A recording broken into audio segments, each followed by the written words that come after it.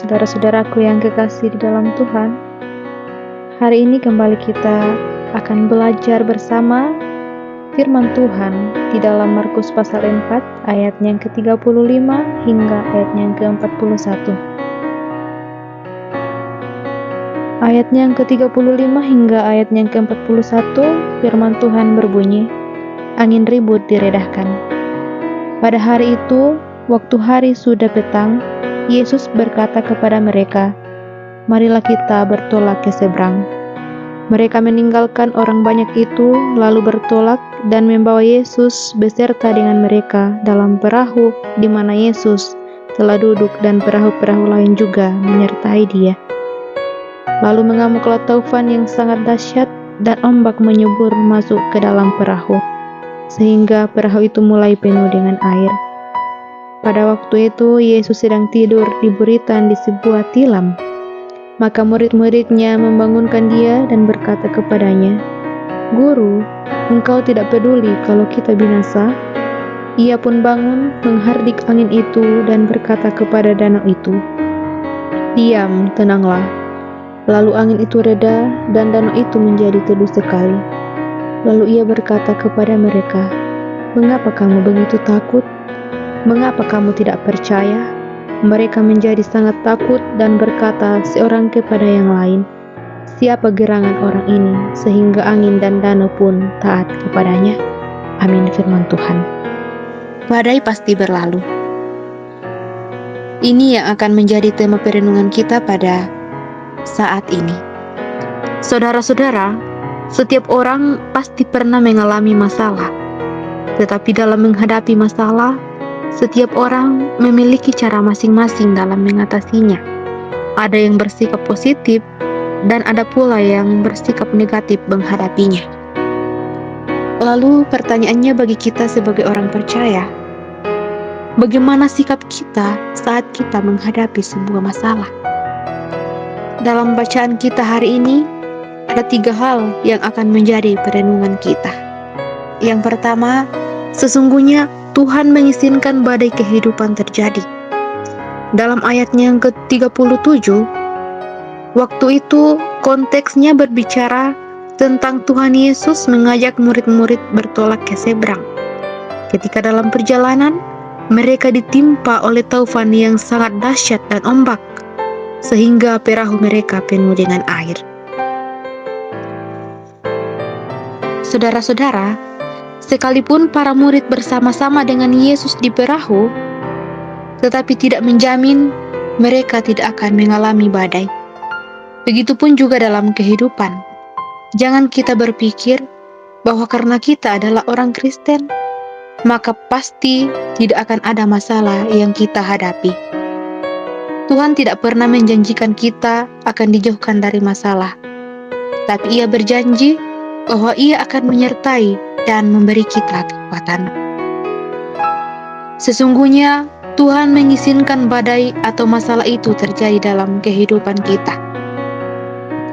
Dalam kealahannya, Ia pasti sudah tahu bahwa di perjalanan nanti bersama dengan para murid akan terjadi badai.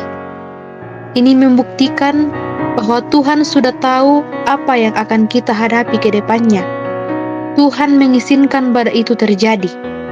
Ketika Tuhan mengizinkan masalah itu terjadi, berarti mustahil kita hidup di dunia ini seperti perahu yang berlayar tanpa adanya badai. Jadi baik itu masalah kecil maupun itu masalah besar, Tuhan izinkan kita alami. Lalu bagaimana kita menghadapi masalah itu? Poin yang kedua, Tuhan menguji bagaimana kita menghadapi masalah kehidupan. Dalam ayat yang ke-38 dikatakan, Yesus tidur di buritan di sebuah tilam.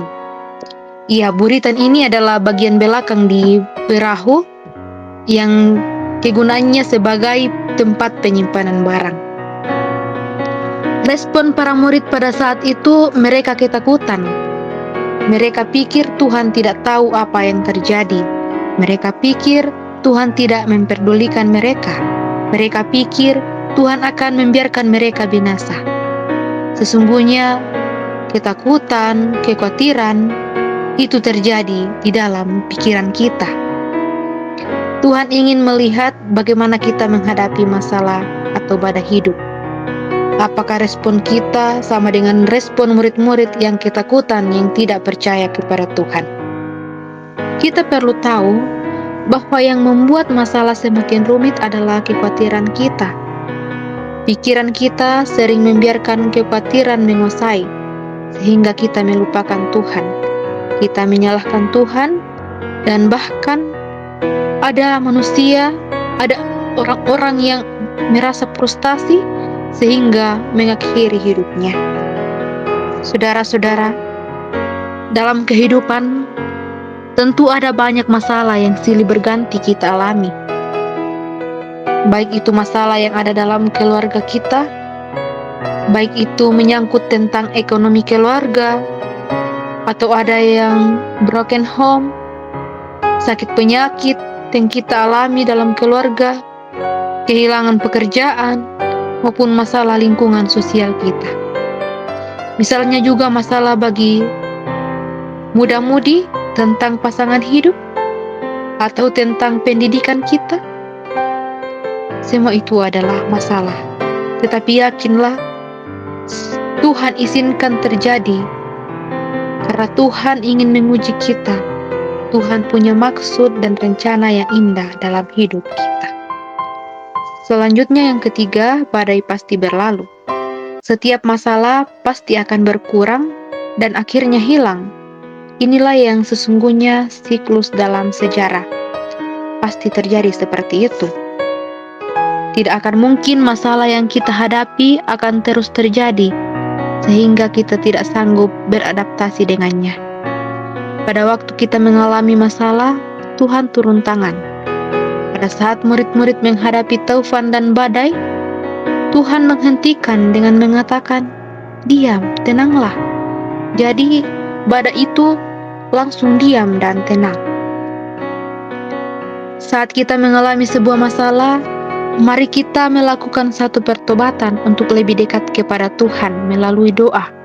Bukan malah sebaliknya, saat kita mengalami masalah, kita menjauh dari Tuhan, menyalahkan Tuhan. Mari kita membangun spiritualitas kita bersama Tuhan. Karena Tuhan tidak akan mungkin membiarkan badai itu terus terjadi. Karena Tuhan kita adalah Tuhan yang kuasa, yang mampu menenangkan badai. Begitupun dengan masalah yang kita hadapi. Karena saya yakin ketika kita menghadapi masalah dan masalah itu Tuhan izinkan, sesungguhnya yang kita doakan, beri aku lengan yang kuat untuk menghadapi masalah ini, bukan untuk menyingkirkan badai ini. Dan yakinlah Tuhan pasti memberi petunjuk yang terbaik sesuai dengan kehendaknya. Jadi badai itu kita hadapi karena itu adalah ujian yang Tuhan izinkan kita alami. Dan sesungguhnya badai itu akan berlalu. Amin.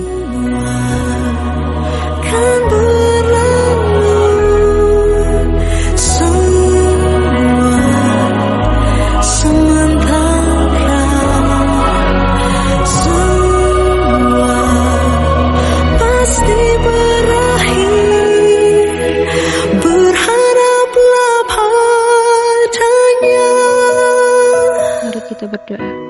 Kami mengucap syukur kepadamu ya Allah atas kebenaran firman yang telah kami dengarkan pada saat ini. Biarlah melalui firman ini kami boleh belajar dan boleh memahami bahwa setiap masalah yang kami hadapi Tuhan izinkan terjadi dalam kehidupan kami, dan kami yakin bahwa Tuhan akan terus memelihara kehidupan kami dan memberikan setiap petunjuk dalam masalah yang kami hadapi.